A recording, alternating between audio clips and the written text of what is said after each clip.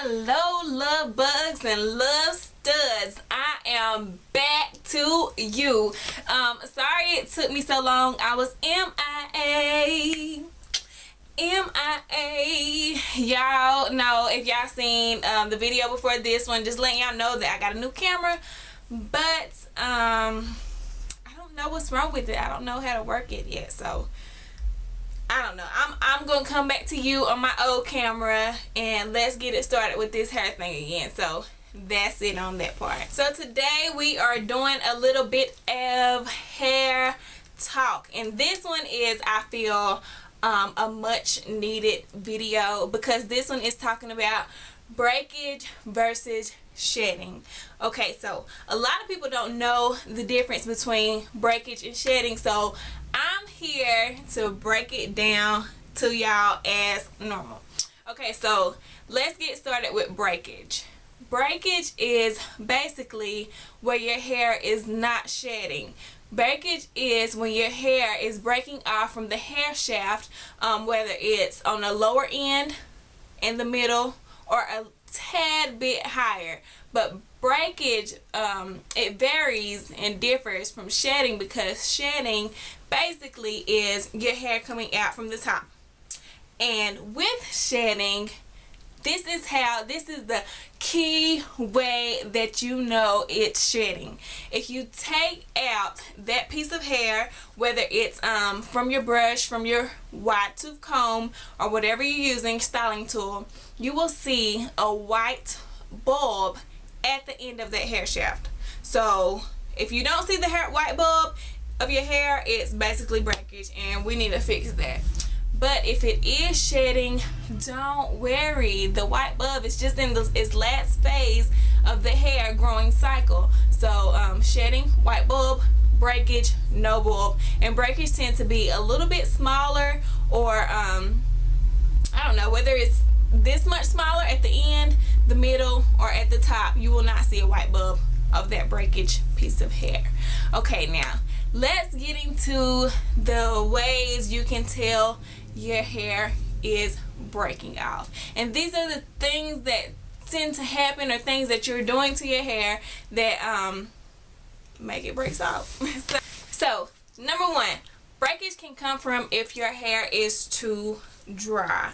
A lot of us see people with other people with hair on the drier side once they're not in their hair journey.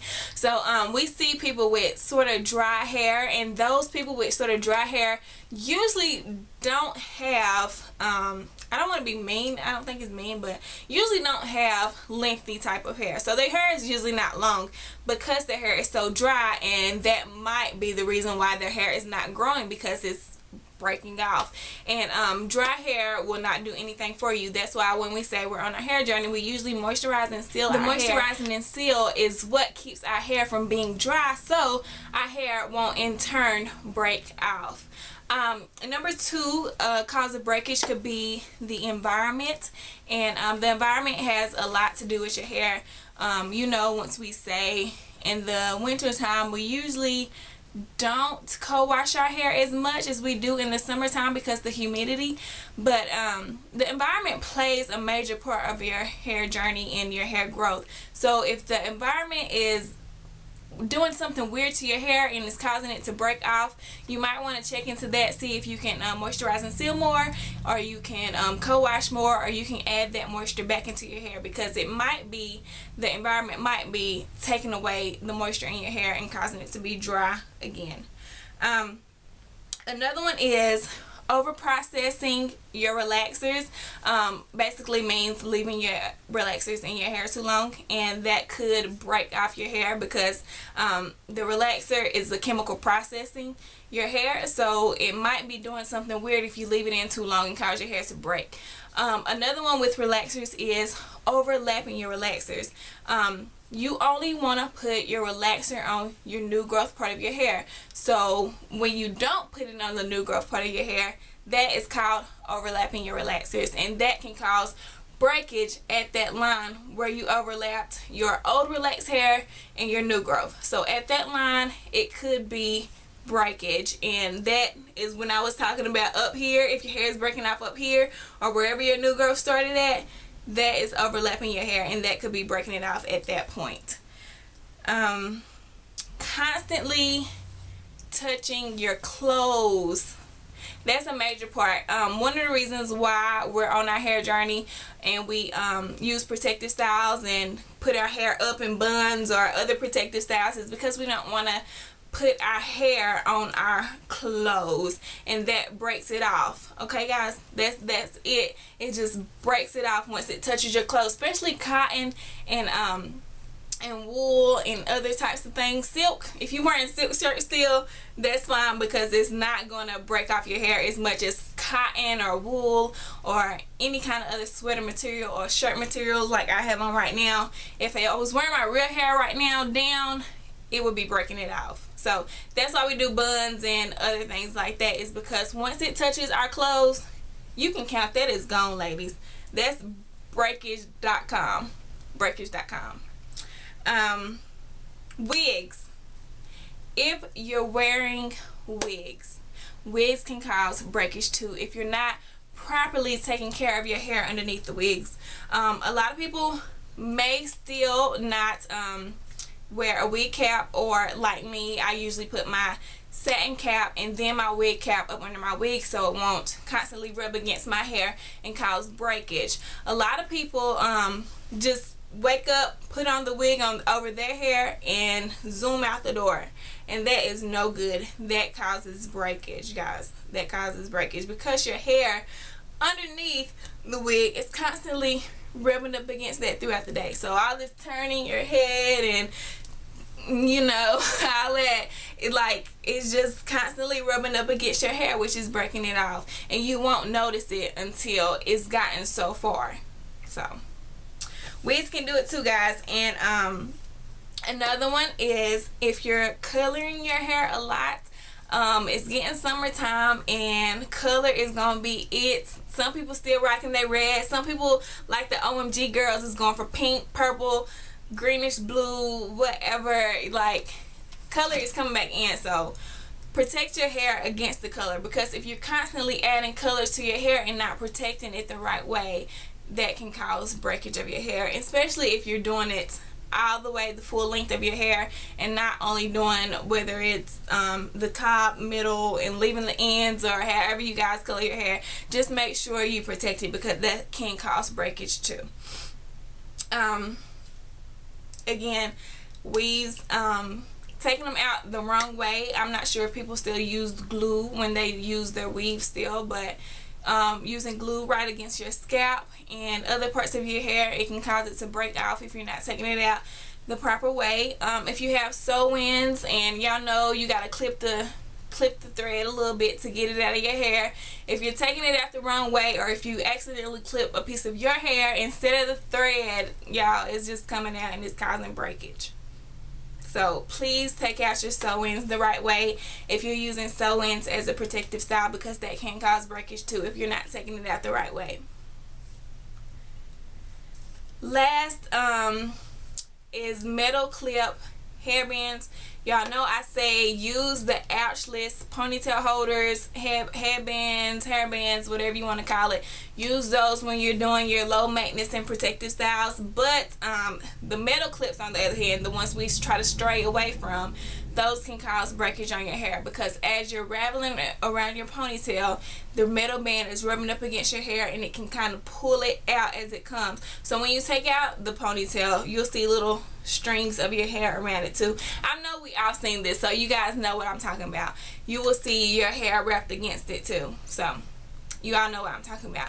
And I just wanted to say a little bit about breakage, what causes breakage to take your hair out, because there is a lot of things that can cause breakage on your hair. But these things I think are the most important, and the most people do use these type of things. Like, we all probably over processed our hair at one point. We all probably used the metal bands. We all wore a wig or a weave at one point. So this is quick tips on breakage, what not to do. And now now we're into shedding. So shedding, like I said before, happens when your hair is coming out from the top of your hair, so all around your head from the top, and you will see that white bulb at the end of your hair, and that indicates that it's a shedding phase that is going on in your hair. Shedding can happen from a lot of reasons too, but I just want to name 3 at the moment just to let y'all know a little key into the shedding part. So one reason is postpartum shedding. Your hair can shed after you have a baby, and that is because the blood flow in your scalp and your whole body is on extraness because the baby is there and it needs blood to flowing in its body. So you get that added blood flow from the baby and from your pregnancy that you wouldn't normally get. So afterwards, when your baby is released or your baby comes, that you won't get that anymore. You won't get the more blood flow that you would normally get if the baby was inside, because now it's out. So your body has to come back to normal, I would say, and the blood flow that you was getting to your scalp from yourself and the baby, it won't be there anymore. So hair would naturally start coming out. You know, when the glow and all that you get from your baby and the shiny hair and all that. Look at me talking like I done had a baby, but I just see the glow that women have and the extra shiny hair that they normally have when they are pregnant. They don't have it anymore because that blood flow to their scalp is not there anymore, and their hair has to go back to its normal self. So at that point, you will have to kick it into gear and stop your hair from shedding. Another reason is because of stress. Stress plays a major part in whether your hair is on a naturally shedding phase or if it just wants to come out for no apparent reason, like it happens sometimes. So if you're stressing, I don't know what to say, but just try not to stress as much as you normally are, because it doesn't do anything good for your hair. It doesn't at all.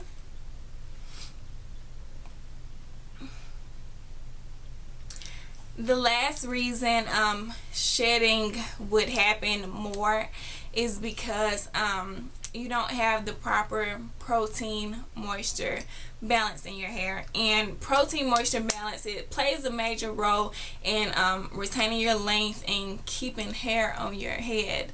So make sure you have the proper protein moisture balance in your hair.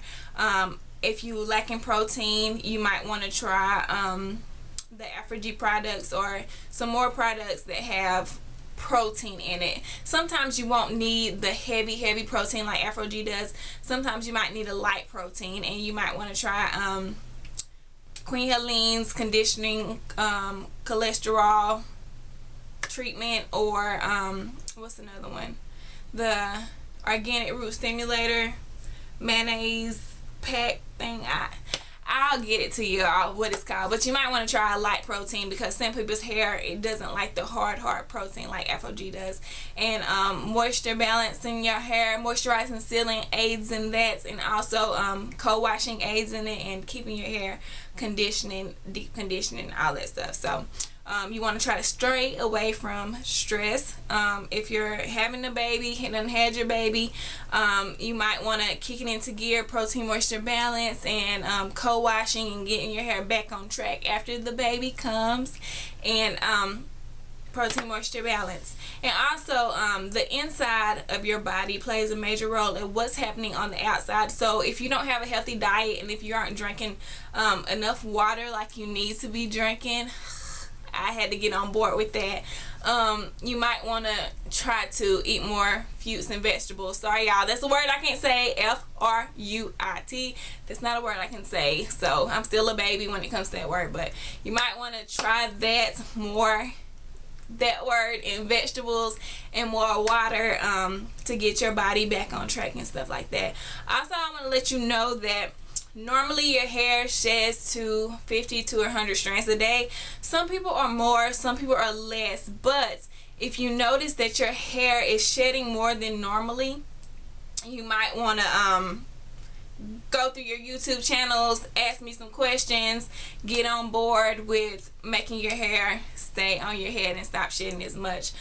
Some tips on that: you might want to try garlic supplements or garlic shampoo. I think Queen Helene's does a garlic shampoo that you can use. I want to try it myself. what else can you do? Black tea rinses. I know a lot of people and myself have tried black tea rinses before. It didn't work for me per se because I didn't stay on it because I didn't see any difference in my hair at that point where my hair was shedding a lot. But you might see a difference in your hair if you use the black tea rinse. I think I got some other ones on board in my head if you all want to know that. If your hair is shedding excessively, if your hair is breaking on the other hand, you might want to try a good trim. Trimming works. Y'all know I had to trim off 7 inches of my hair and it's getting back to its stage. It's not quite there yet, but it's getting back, and a healthy trim will do it some good because I've seen a lot less breakage than I did when my hair was BSL and breaking out. Another thing is if your hair is breaking, I don't think any shampoo or any conditioner will seal those ends up or anything like that. You just need to trim it off. Make sure you're keeping up with your regimen, and we good to go, y'all. We good to go. Hope you enjoyed this video. If you have any questions, get back to me, and as always, PS, I love you.